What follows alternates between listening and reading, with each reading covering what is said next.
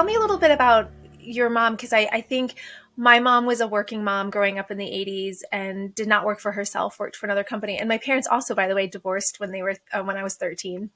Um, and so it was a interesting situation. I remember my mom coming home and stuffing on envelopes in front of, Full House when we were watching TV at the end of the day, and we'd do it together and she'd bring them back to work. But it was, she was all in trying to work to support us. And so I think that, as female founders, we have a lot of that, kind of that grit because we've seen our moms go through it.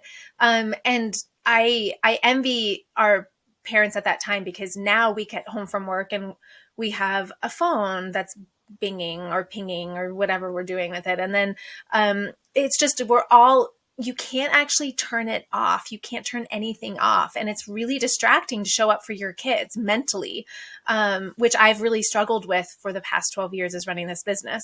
I'm getting better at it now because I just throw my phone under my bed and don't look at it. But that wasn't always the case, right? You're making dinner, you're talking on the phone, you're making breakfast and you're trying to get your kids ready and you're freaking talking on the phone, right? So it's really, you're not able to show up and be present. And there's an attachment therapy based on that. So I'm curious, your mom was doing so much, but able to come home and be present. How are you taking a little bit of that as you raise your own family?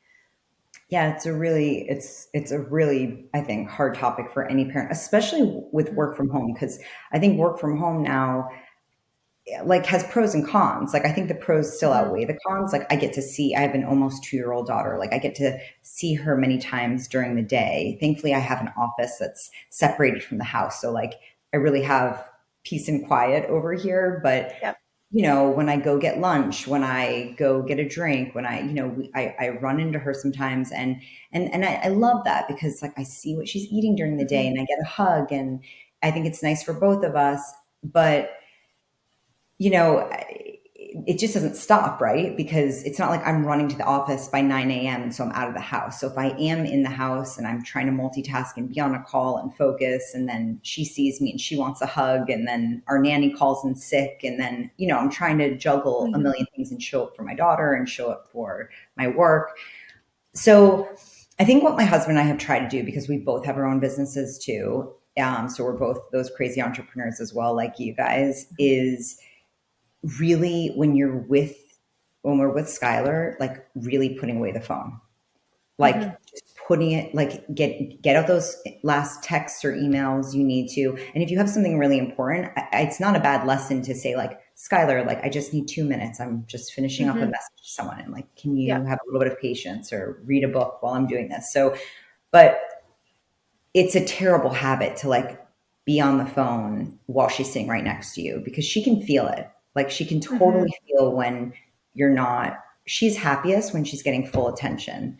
And even if she's just playing, but you're sitting near her, she feels it. And so it's such a difference. So we both just made a deal that it's really healthy for us, and we don't need to be obsessively on our phone. And it's not healthy to trying to be us all escape from our busy day on the phone by scrolling YouTube or Instagram or whatever, while she's sitting there, because it does have an impact on her. So I think we've tried to do, we're starting family dinners, now that she can, kind of eat with us now. So it's trying to really have family dinner, having family time. We do bath, we just have these kind of rituals. And, I really try to be present. And what is an hour or two going to do for, an email that comes in? Totally.